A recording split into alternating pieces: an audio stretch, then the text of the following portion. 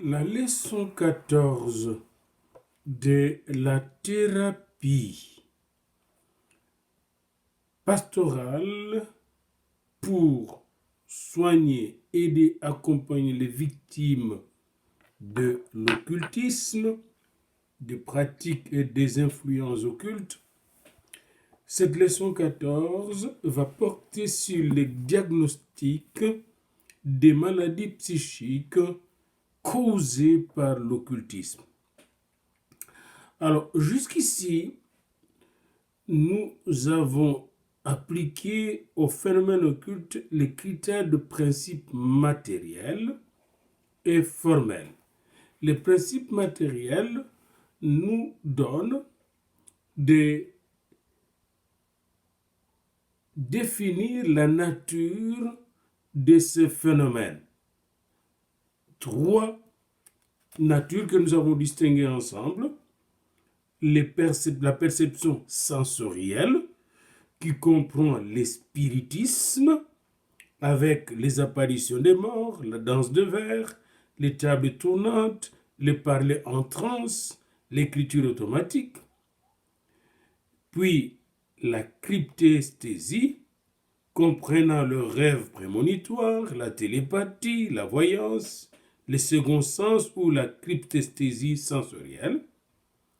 Et enfin, la mancie, qui comprend la cartomancie, la chiromancie, la géomancie, toutes les mancies, c'est-à-dire tout l'art divinatoire avec l'astrologie, la baguette et le pendule qu'on utilise pour diviner. Et après donc la perception extrasensorielle, il y a l'influence extrasensorielle. Deuxième distinction matérielle de phénomènes occultes. Et parmi ces influences, il y a l'hypnose utilisée par des profanes et même par des médecins. L'hypnose peut avoir de l'impact sur les gens, de l'influence négative et dangereuse sur les gens. Les magnétismes guérisseurs, la conjuration magique, la suggestion mentale, la magie noire et la magie blanche, les pactes du sang avec les diables, même le pacte du sang entre les individus, le fétichisme et l'incube et le succube ou ce qu'on appelle les démons sexuels.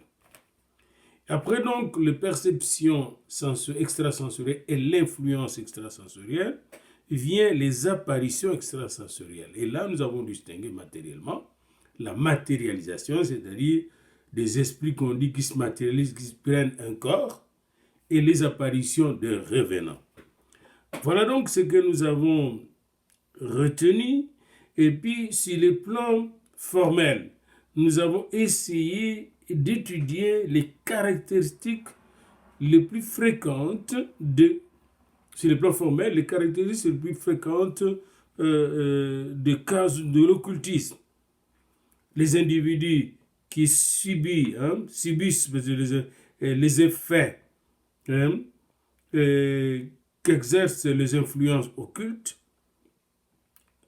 comment se termine la vie des occultistes. C'est là que nous discernons l'essence des phénomènes occultes. Pourquoi tant d'occultes terminent-ils leur vie par le suicide de façon dramatique?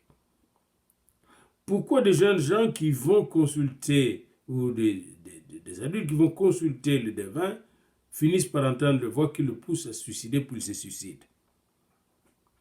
La fin des occultistes nous donne la nature, l'essence.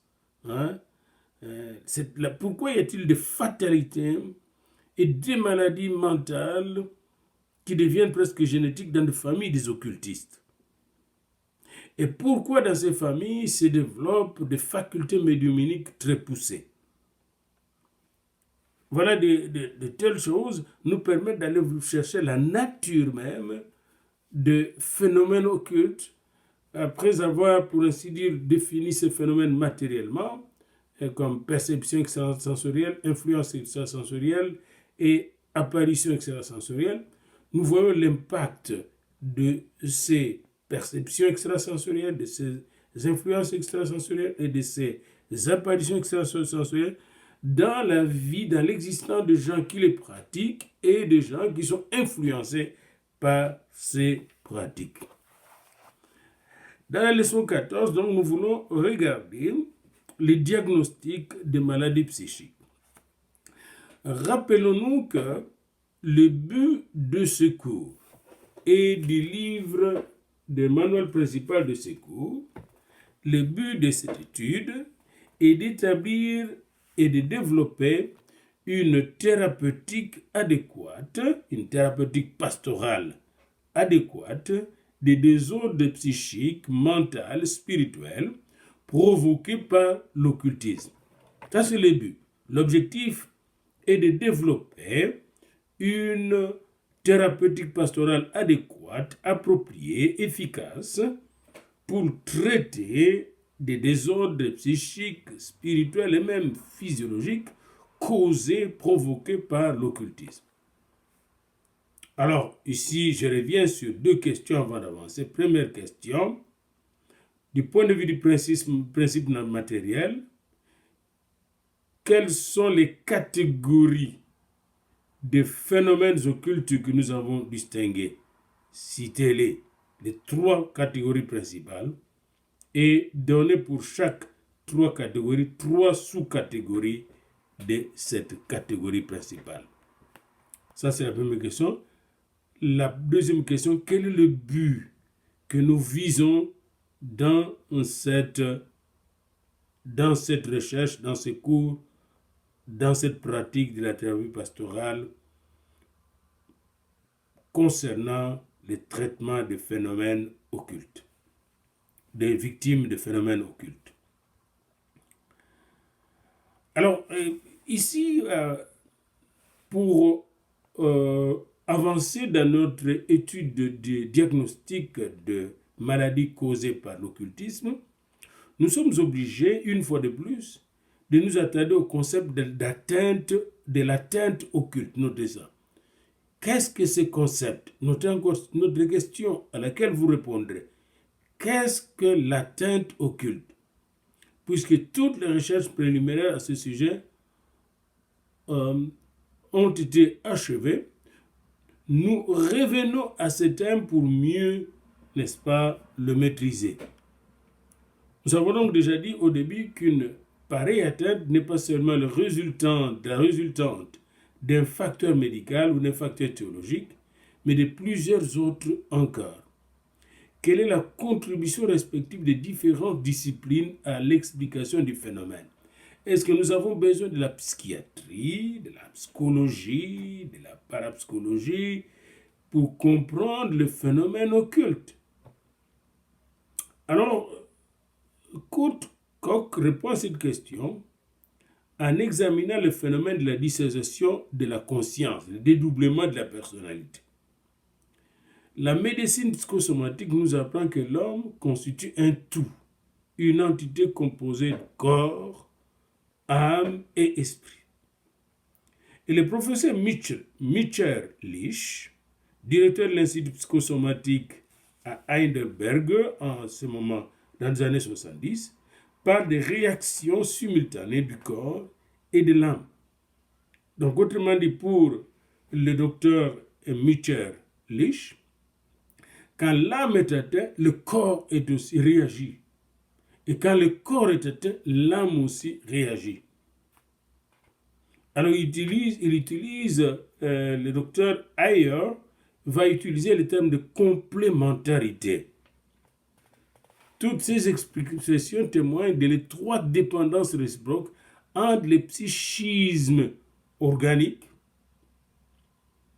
Il y a une dépendance réciproque entre le psychisme et l'organisme plutôt. Et même j'irai plus loin. Entre l'esprit, le corps et l'âme, il y a une dépendance réciproque. C'est ce qu'on appelle en métaphysique la corporéité. L'ipséité, l'être même du corps, c'est l'âme et l'esprit, la corporéité, c'est-à-dire l'être du corps. l'être du corps, l'ipséité du corps, la corporéité du corps, le fait que le corps soit corps vivant, implique que l'âme soit connectée au corps avec l'esprit et devienne un. Nous sommes un seul. Un peu comme dans la Trinité, le Père, le Fils et le Saint-Esprit, ils sont indissociables. Tout ce qui se passe dans l'être humain peut être envisagé soit du point de vue psychique, soit du point de vue somatique, et moi je vais plus loin, soit du point de vue spirituel. Le corps, l'âme et l'esprit sont étroitement unis, liés, et fonctionnent ensemble. Alors le trouble psychique d'origine physique existe, comme des troubles physiques d'origine psychique existent. Vous voyez, il y a des troubles psychiques d'origine physique et les neurologues ont identifié beaucoup de ces troubles. Il y a des troubles physiques d'origine psychique, c'est-à-dire que, par exemple, une forte tristesse, une forte angoisse peut causer des maladies physiques. Vous voyez, hein? Par exemple, Jésus au jardin d'Éden avait une forte angoisse qui a transformé sa sueur en grumeaux de sang. Il y a donc une relation entre l'âme de Jésus qui est affectée et son corps. Et c'est très important de retenir cette relation, je dirais même génétique. Ce qui signifie par exemple que des expériences ou des chocs psychiques peuvent déclencher des altérations organiques et vice-versa. Et je vais plus loin, des chocs au niveau spirituel touchant le psychisme peuvent avoir des conséquences au niveau de notre physiologie.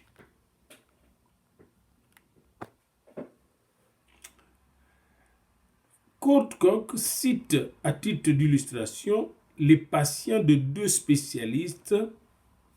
L'un d'eux, le pasteur Hanna, souffrit d'une dissociation de la conscience à la suite d'un choc organique, une chute sur la tête.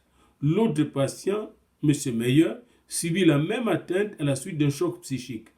Deux causes différentes avaient produit un effet identique. Le dédoublement de la conscience. Les connaissances médicales ont été confirmées et approfondies par la psychologie, et les connaissances psychologiques aujourd'hui ont été aussi confirmées par la médecine. La parapsychologie essaie de s'occuper du domaine complexe des divers types de dédoublements psychiques et nous apporte de nouveaux renseignements. Mais la faiblesse de la parapsychologie, c'est qu'elle est enracinée dans l'occultisme. Autrement dit, celui qui pratique les sciences parapsychologiques court bien le risque d'être affecté par l'occultisme. Dans la cure d'âme ou la thérapie pastorale, il est plus clair que les effets de l'occultisme sont néfastes. La cure d'âme ou la thérapie pastorale porte sciemment son attention sur les résultats, par exemple, des dissociations provoquées artificiellement dont parle Bender, et la cure d'âme conduite de façon systématique s'accorde donc avec la psychologie et la parapsychologie sur ce point. Presque tous les phénomènes occultes sont dus à des facteurs inconscients ou subconscients. Ça dépend dans quelle école on se situe. C'est-à-dire que la plupart des phénomènes occultes opèrent au niveau de l'inconscient, de tout ce qui n'est pas connu par la conscience. 15 années d'observation du Dr. Kurt Koch ont confirmé pour nous ces conclusions. Dans tous les cas, même quand j'avais fait ma thèse sur l'approche psychanalytique du phénomène de la sorcellerie, nous avons constaté que tous les conflits de la sorcellerie s'opèrent, se structurent de façon dynamique au niveau de l'inconscient. Et une autre étude sociologique du même phénomène, faite par le docteur Bokassa, a aussi remarqué que dans cette même étude, on a découvert, le docteur Bokassa a avancé la thèse sur laquelle l'inconscient, n'est-ce pas, opère dans le conflit de sorcellerie. C'est l'inconscient, les forces inconscientes, subconscientes,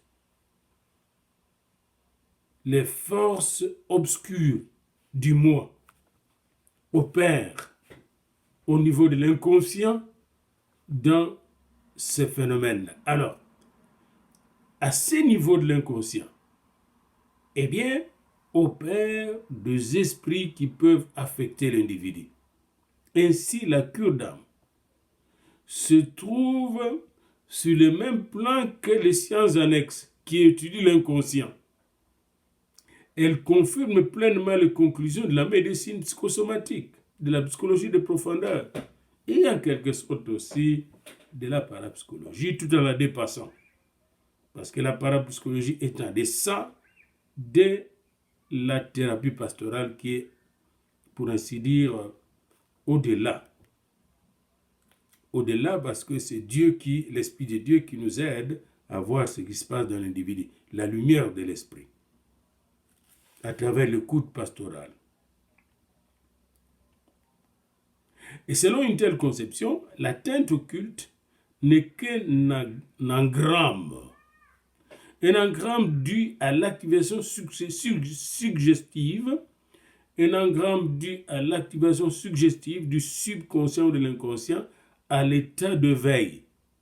Le développement de cet engramme produit divers phénomènes de dissociation analogues. Et c'est très important de retenir ces faits-là. Une telle atteinte est dite occulte parce que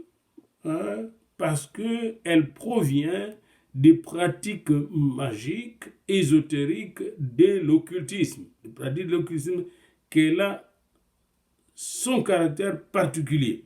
Son caractère particulier est que elle est causée, cette atteinte-là, par les pratiques occultes. C'est tout ce qu'il faut retenir. C'est des troubles causés par les pratiques occultes. Alors c'est très important de le savoir.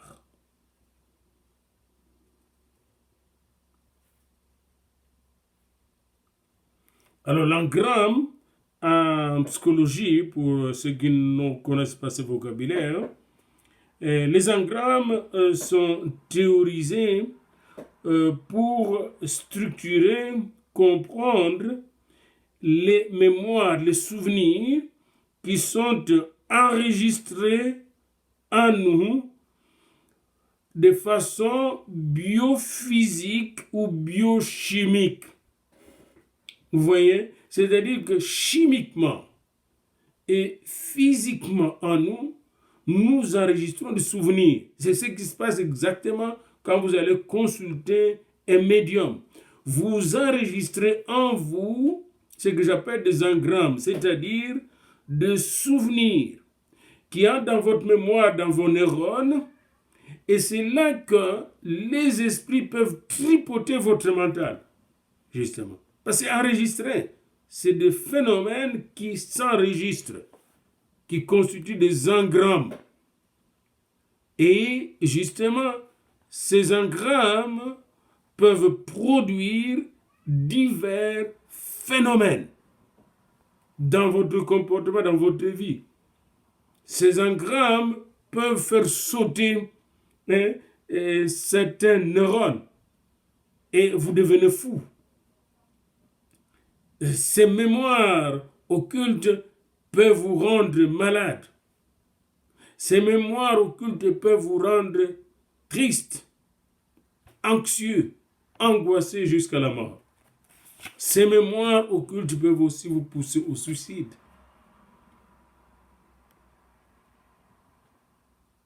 Alors, le point de vue théologique sur la magie peut se résumer ainsi selon Dr. Koch.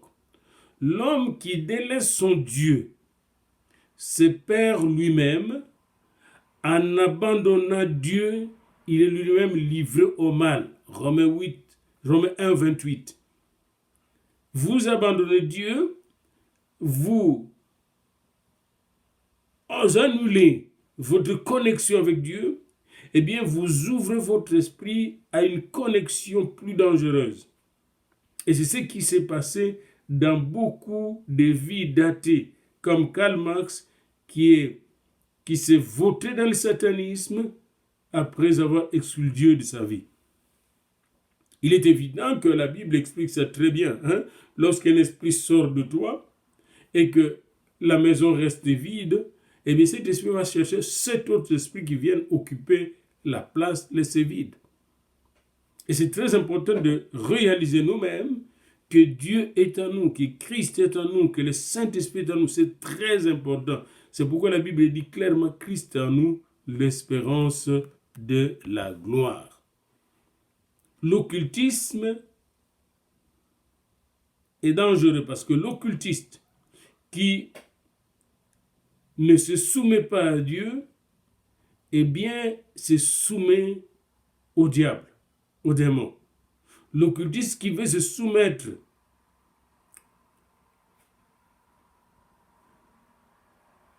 qui veut manipuler les esprits est lui-même lié par ces esprits-là. Les médiums qui veulent manipuler les esprits des morts, d'outre-tombe, est lui-même lié par ces esprits qui vont faire des dégâts physiologiques, psychologiques et spirituels dans sa propre vie personnelle. L'emprise occulte est une séparation totale d'avec Dieu qui conduit à la désintégration, aux ténèbres, au chaos. C'est ce que nous voyons dans 1 Samuel 28. Quand Saul, le roi Saul, était sous l'emprise occulte, il était totalement désintégré comme individu. Il était dans les ténèbres jusqu'à la mort.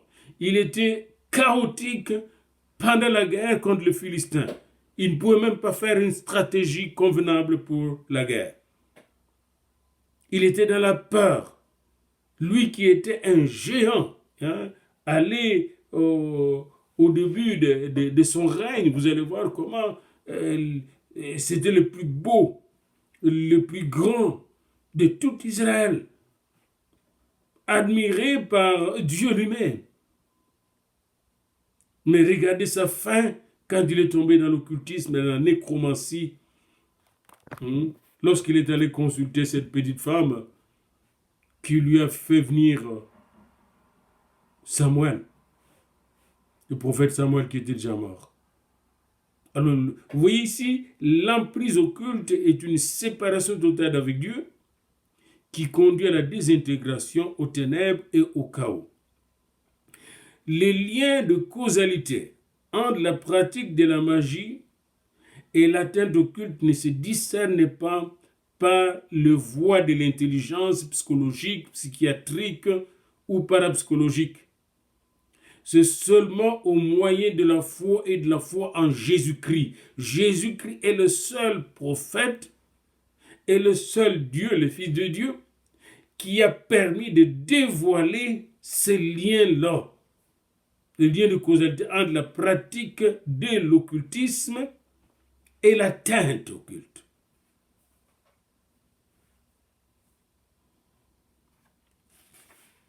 Un tel lien de causalité a ses racines dans la correspondance métaphysique spirituelle entre le péché et la maladie. Souvent demande, mais va et ne pêche pas.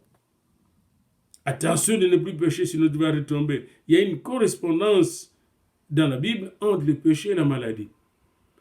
Le péché est la première maladie de l'humanité. Et ouvrir sa porte aux esprits démoniaques, aux esprits des morts, c'est s'exposer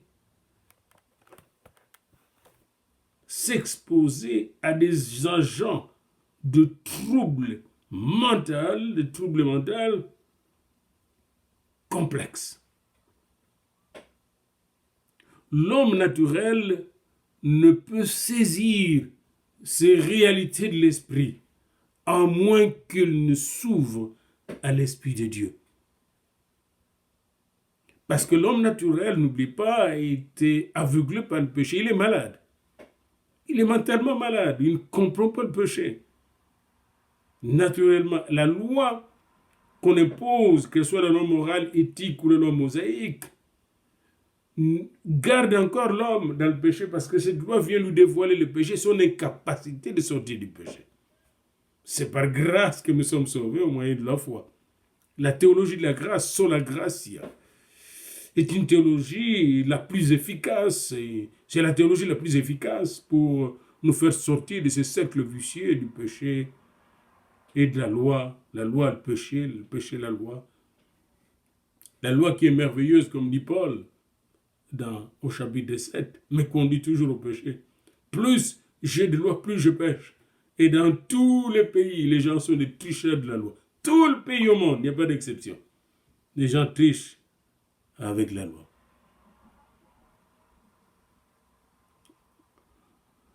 Pour donner un exemple, KC 122, la femme d'un prisonnier de guerre s'était laissée aller à une liaison adultère et lutta en vain pour s'en affranchir. Et ce conflit psychique eut des répercussions organiques. Elle avait un conflit avec l'adultère et comme elle luttait pour sortir de l'adultère, elle est devenue malade. La femme s'est mise à souffrir des maux de gorge avec enflure glandulaire. Elle consulta un médecin et un serviteur de Dieu. Après le retour de captivité de son mari, elle lui confessa sa faute en présence du pasteur. Et qu'est-ce qui est arrivé? Le mari lui pardonna, les maux de gorge et les enflures régressèrent d'une manière rapide et définitive. Il y a donc une relation de cause à effet entre le péché d'adultère de cette femme et les maux de gorge et les enflures. Voyez-vous la relation cause à effet. Le péché était la base et on pourrait même pousser plus loin et aller voir la personne avec qui cette femme avait fait l'adultère si elle ne pratiquait pas de l'occultisme. Et là, on aura encore un boulevard d'exploration de causes occultes qui sont à la base et de l'adultère et de la maladie dont souffrait la femme. Mais les effets sont mesurables, palpables. C'est que cette femme, après avoir confessé son problème à son mari qui est revenu de la guerre, c'est prisonnier de guerre, ancien prisonnier de guerre, le mari pardonna cette femme, le pardon libère, le pardon est thérapeutique. C'est de la thérapie psychologique, le pardon. C'est très efficace. Sur le plan spirituel, c'est encore plus efficace. Père, pardonne-leur car ils ne savent pas ce qu'ils font. Jésus a terminé sa vie en nous pardonnant. En pardonnant ses pires ennemis. Pourquoi? Parce qu'il savait que son pardon allait libérer. Saint Étienne, qui est mort en pardonnant, a obtenu plus tard le salut de Paul, son Lédars. Le pardon libère. Nous voyons donc ici la progression, faute, conflit psychique, trouble organique, confession de la faute, guérison totale après le pardon. Vous voyez ça? Eh bien, c'est la même chose que nous allons voir sur le plan de l'occultisme, du diagnostic des atteintes occultes. Pratique de l'occultisme, trouble psychique. Et quand j'étais enfant, j'ai vu ça moi-même de mes propres yeux. Des gens qui allaient à ce qu'on appelait auparavant Congo français, c'est-à-dire Congo-Brazzaville, des jeunes gens intelligents, lucides, équilibrés, ils revenaient fous. Et on nous disait toujours, ah, ils ont touché des fétiches là. Ah, ils ont voulu, n'est-ce pas, donner du sang, donner une vie. Et ils n'ont pas pu avoir une vie dans leur famille. C'est pourquoi ils sont devenus fous. Et cette conséquence paraît très fréquemment dans les cas de cure d'âme en rapport avec l'activité occulte. Avec cette particularité toutefois que l'intéressé n'éprouve le plus souvent aucun sentiment de culpabilité. Souvent, les gens qui pratiquent l'occultisme ne se condamnent pas, mais ils sont troublés. Car l'homme qui se place hors de la communion de son Dieu est aussi hors de lui-même, c'est-à-dire hors de sa conscience. Ne demandez pas à quelqu'un qui va d'une maison culte à l'autre de se dire qu'il est coupable. Il n'y a plus de conscience de Dieu. Sa conscience a été émoussée.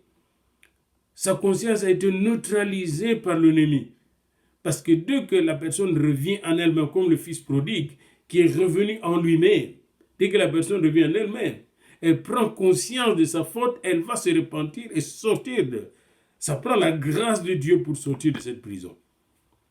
De l'inconscience, de la non-culpabilité, de la justification même de la faute qu'on a faite, comme un peu quand Adam avait péché. Dieu est venu lui demander, où es-tu? Qu'est-ce que tu as fait? Il dit, je suis nu. Mais comment tu as su? Mais nous avons mangé. Mais comment tu as mangé? La femme que tu m'as donnée. Puis à la femme, le serpent que tu m'as donné. Heureusement, Dieu a su. Il ne posera pas la question. Dieu a dit, mais je ne pose pas la question au serpent parce qu'il savait que le grand menteur était là, derrière ou dans le serpent. Alors ici, c'est l'élément surnaturel que nous devons reconnaître, que ce soit le péché théologiquement, dans l'armathéologie, la science du péché, nous recherchons l'élément surnaturel du péché. Qu'est-ce qui cause le péché? Le péché originel a été causé par quoi, par qui et comment? C'est là que la Bible nous donne l'explication du fruit de l'arbre de la connaissance du bien et du mal, qui est une symbolique spirituelle pour nous expliquer la rébellion de l'homme et l'écoute de l'homme à la voix de l'ennemi de Dieu, que les diables, les serpents anciens. L'homme s'est ainsi placé hors de la communion avec son Dieu et par conséquent, il était hors de soi. Il avait honte de lui-même, honte de sa nudité. Vous voyez? Et pourtant, c'est de son corps. Dans l'optique théologique, l'apparition de troubles psychiques en est une suite parfaitement normale.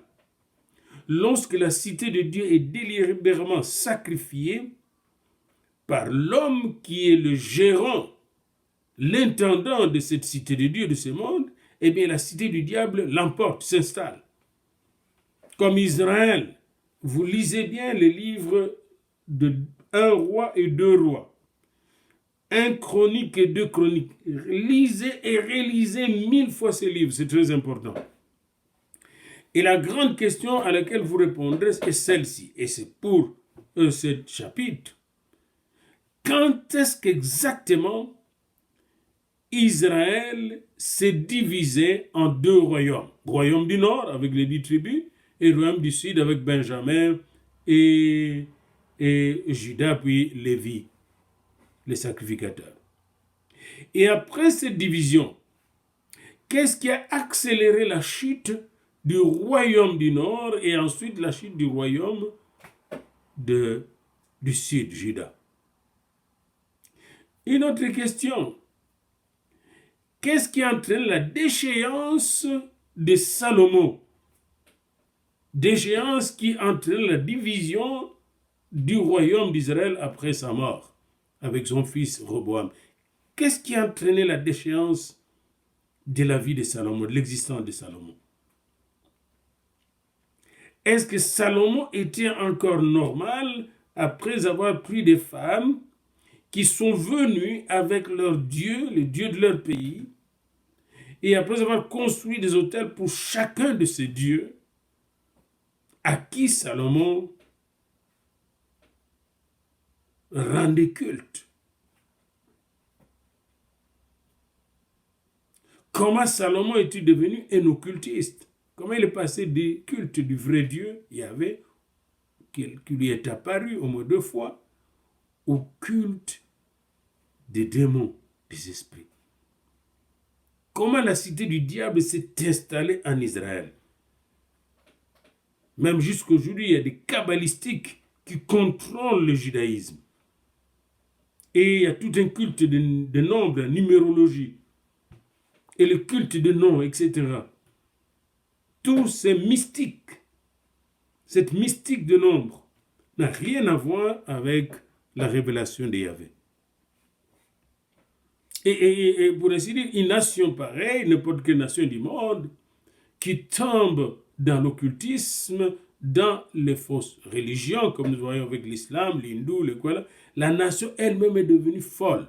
Et c'est pourquoi il y a des tyrans à la tête de ces nations idolâtres. Il y a un chaos dans cette nation, comme il y a un chaos qui s'était établi en Israël, après qu'Israël soit allé vers les Astartés et Baal-Zéboul. Prenez le temps d'étudier les cas d'Akab et de Jézabel, puis d'Athalie, dans la Bible. Akab et Jézabel. Qu'est-ce qui a fait que Akab et Jézabel étaient des malades mentaux? Voyez le diagnostic, parce qu'ici nous parlons de diagnostic d'atteinte occulte. Akab et Jézabel étaient atteints par l'occulte, par l'occultisme, étaient devenus malades. Et pour éviter ces maladies occultes, nous devons nous éloigner de l'occultisme. Alors, l'atteinte occulte n'est pas nécessairement reconnue par le médecin. Le médecin qui voit quelqu'un qui est devenu fou parce qu'il s'est livré à l'occultisme ne voit que la folie et commence à le traiter avec le médicament chimique. Et puis arrive au résultat qu'ils obtiennent chimiquement.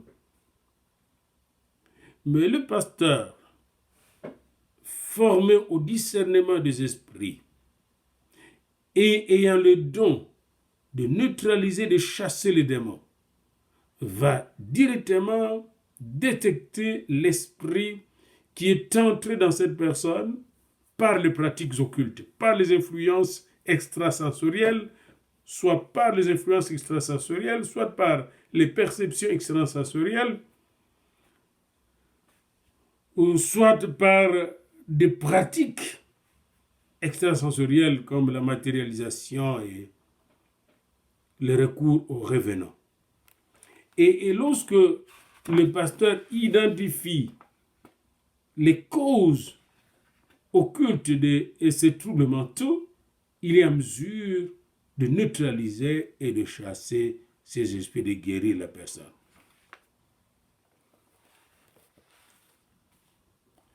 Les bases de la thérapeutique de troubles psychiques dus à l'occultisme sont donc posées de manière spirituelle dans la Bible, l'Ancien et le Nouveau Testament.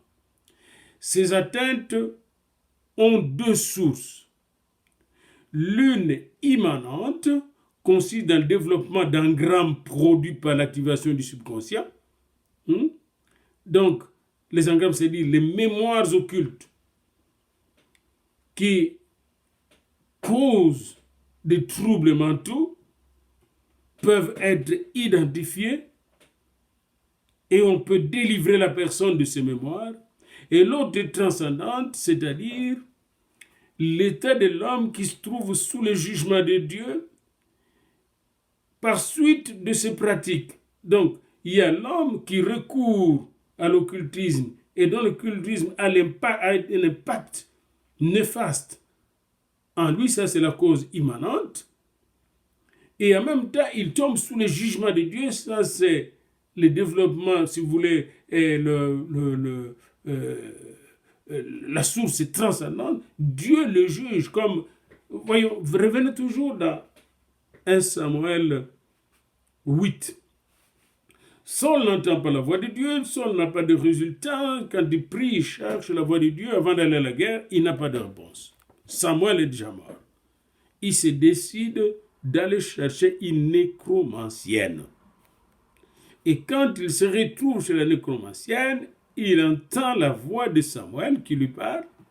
Et là, il panique.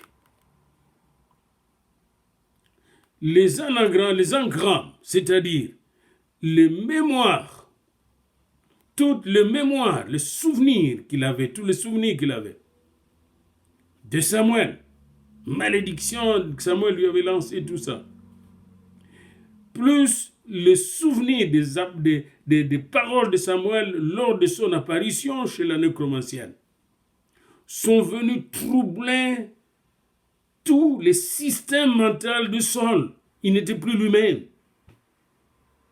En sortant de la nécromancienne, il n'était plus lui-même. Et alors, lorsqu'il est allé en guerre, il était sous le jugement de Dieu. Donc vous avez deux sources d'atteinte au culte. Il y a d'un côté le contact ou l'influence avec les forces occultes qui viennent déranger, troubler la personne, ce qu'on a dit la possession, posséder la personne, c'est ça la possession, source immanente. Et de l'autre côté, le fait que la personne ait pris la décision de pratiquer l'occultisme, d'aller consulter le médium, la nécromancienne, Saul en l'occurrence, eh bien fait qu'il tombe sous le jugement de Dieu. Et le jugement de Dieu était déclaré par Samuel qui lui a dit, aujourd'hui même tu seras avec nous dans le royaume des morts. Et c'est très important donc, quand vous posez le diagnostic, d'être très très très alerte et de réaliser que cette personne est sous l'emprise, sous atteinte occulte pour deux raisons. Soit que la personne est allée consulter des choses occultes ou était sous influence de choses occultes, ou était dans une famille où l'on pratiquait des choses occultes. C'est la source immanente. Deuxièmement, cette personne qui soit était sous l'influence occulte, soit avait pratiqué l'occulte, deuxièmement, cette personne est sous le jugement de Dieu, donc doit renoncer.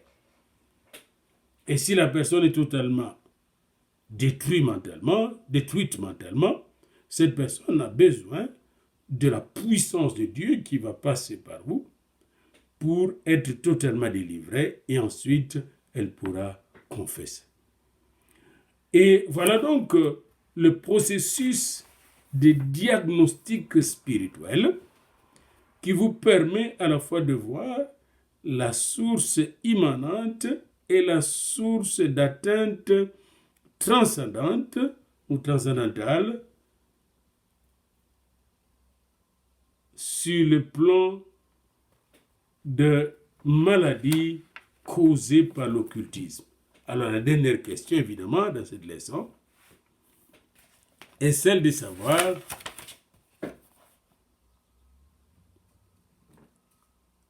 les atteintes occultes ont deux sources. La source immanente et la source transcendante. Définissez ces deux sources. Qu'est-ce que signifie la source immanente des atteintes occultes? Et que signifie la source transcendante des atteintes occultes? Et en répondant sur cette question, je vous pousse aussi de traiter ce problème, c'est de définir qu'est-ce qu'un engramme. Qu'est-ce qu'un engramme en matière de l'occultisme?